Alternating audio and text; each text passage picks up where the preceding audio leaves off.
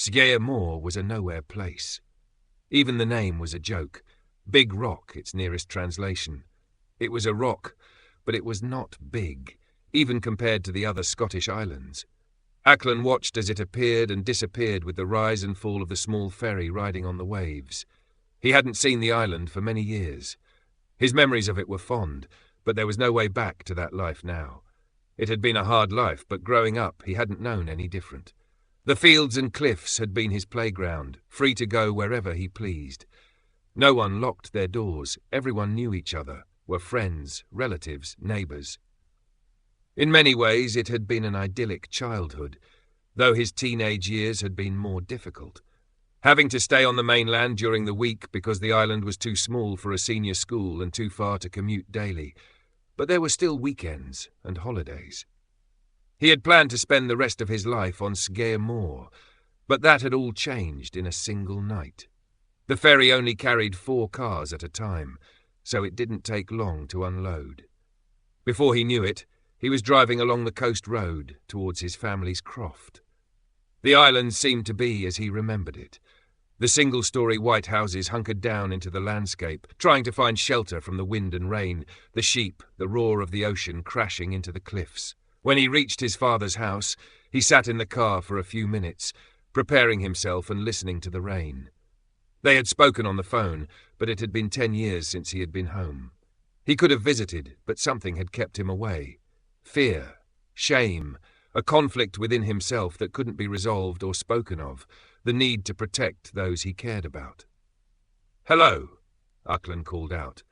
He dropped his bag in the narrow hall and opened the door to the living room. His father was sitting in his armchair, a bottle of oxygen next to him and the tube under his nose. He looked painfully thin and his breathing was laboured. "Aklan." He moved to stand but knew it was impossible without help. "You came." "Aye, I can only stay a week." He stopped himself. He hated constantly making excuses. "How are you?" His father settled back in his chair. "Not so good, lad." Aklan's coat was damp from the rain and had begun to steam slightly from the heat of the fire. "I'll hang my coat up and make us some tea, shall I?" "No, lad. The cupboard over there, there's a bottle of whiskey and some glasses." "Are you allowed to drink with all the medication?" His father looked into the fire. "Not sure it makes any difference at this stage. I'm done for, and that's the truth of it." Aklan hung his coat on the door and took the whiskey and 2 glasses from the cupboard. He gave 1 glass to his father, noticing he had to use both hands to hold it before sitting on the sofa with his own glass. He and his father had never been talkative. What was there to say? He was at death's door, and both of them knew it. It had taken that to bring Aklan back to the island. If only it weren't so remote, if only the weather were more predictable. 100 if-onlys were still not equal to the real reason he had stayed away. "Hello!" It was a woman's voice calling as she came in. "Only me." The door opened and Isla stood there. Aklan sprang to his feet, feeling as if he had been caught being somewhere he shouldn't be. "Isla, what are you doing here?" "I'm a nurse. Your father is my patient." She looked almost as stunned by his presence as he was at hers. "I thought you'd gone forever?" Aklan couldn't speak. What was there he could say? "I came to visit Dad." Of all the people he had hurt by leaving so suddenly, he knew he had hurt Isla the most. There had been talk of them marrying.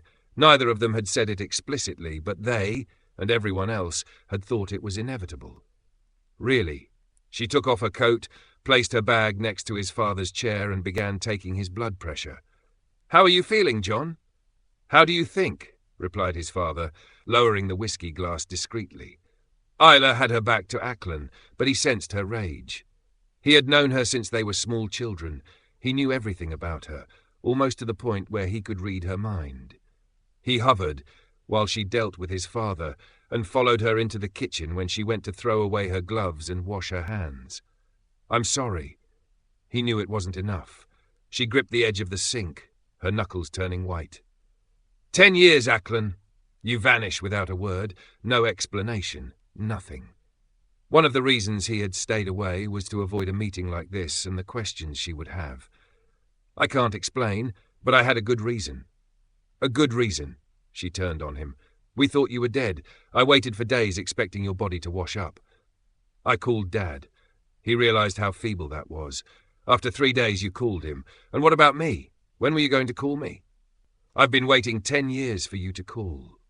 I couldn't call right away because things were happening that I had no control over. And then.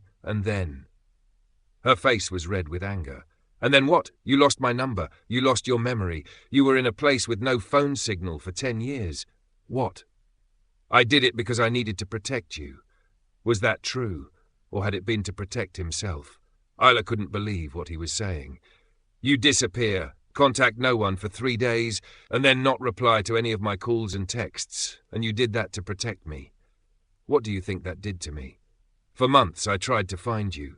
We both did, your father and I. All we had were these brief, cryptic calls to your dad. You gave us nothing. He went towards her, wanting to hold her, but she pulled away. Don't you dare touch me. You have no right. Even now, he couldn't tell her what had happened.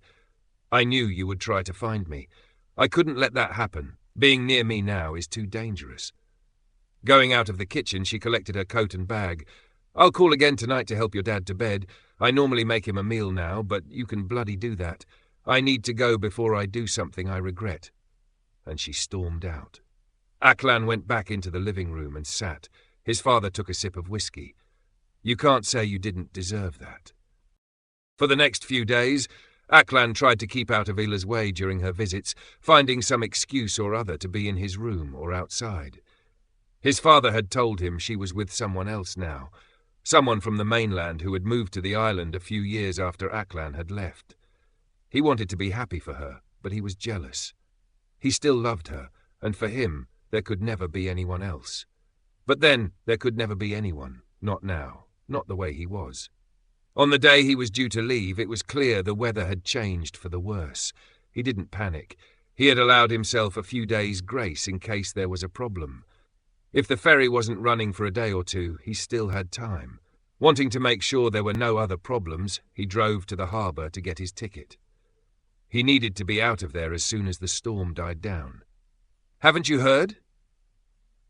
The man at the harbour office dabbed his nose on the sleeve of his high-vis coat. The ferry was damaged. A wave caught it as it came into harbour on the mainland, threw it against the harbour wall and damaged the deck doors. It'll be a week or more before it's running again. Apparently the damage isn't too serious, but they can't sail until it's fixed. But that's too late. The man was sympathetic, but what could he do? That was island life. As Aklan left the harbour, he started searching his memory of the island for somewhere safe he could use. There was so little time, and he knew how long things take on an island. You couldn't go to the DIY store and get what you need, because there wasn't one. There weren't spare buildings lying empty. Where things were in short supply or difficult to get, you had to use everything you had. It came to him, the fish packing plant. It had been an attempt to bring employment to the island, but it had failed. Even on a small scale, it wasn't viable. Most of the fishermen on the island also had crofts and other jobs. They fished for themselves and their families. They couldn't bring in the volume of fish needed, and the bigger fishing vessels couldn't get into the tiny harbour. Now it stood abandoned on an outcrop. He turned his car in that direction.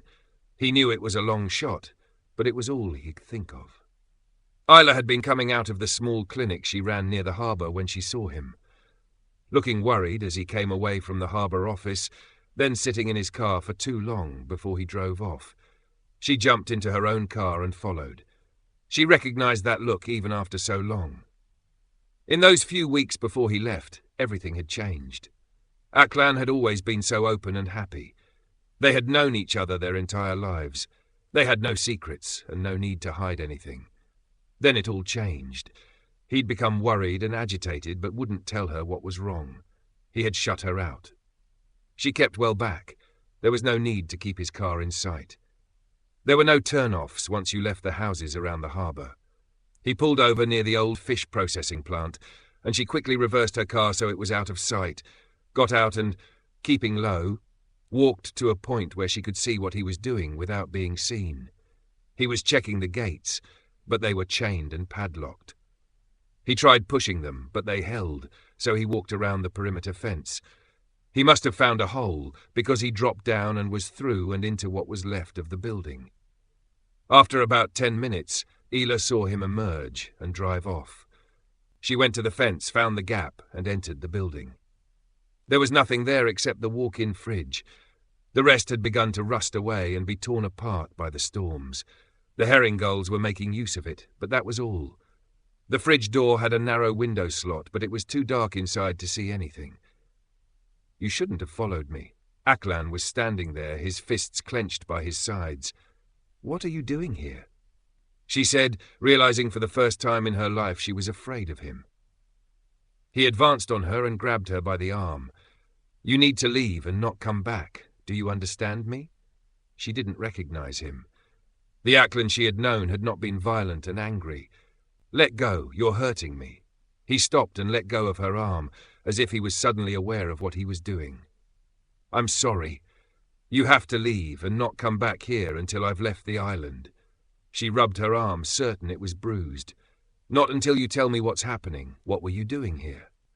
"That's none of your business." He was trying to convey how important this was, how dangerous it would be for her or anyone else, without being able to tell her the truth. "You have to promise me you won't come here again, and you won't tell anyone about this. Promise me." There was an intensity in his eyes that made her shiver. Whoever this was, it was not her Aklan. Whatever had happened, he was a different person now. "I promise." What else could she say? What would he have done if she had said no? He practically frog-marched her back to her car and waited until she drove away. All he could do now was hope that she would keep her promise. He needed that fridge, and he didn't want her anywhere near. Over the next few days, Aklan bought locks and metalwork and attached them to the fridge to make it as secure as possible. It had to hold. It had to. And all at once, there was no time left. He told his father that he was meeting old friends and wouldn't be back until morning, before driving out to the fish plant.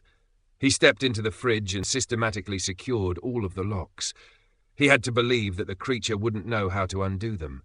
He had to pray the fridge would hold. He undressed and placed his clothes in a metal box he had bought.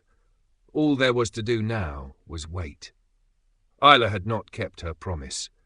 Between her work, she had kept track of what he had been doing.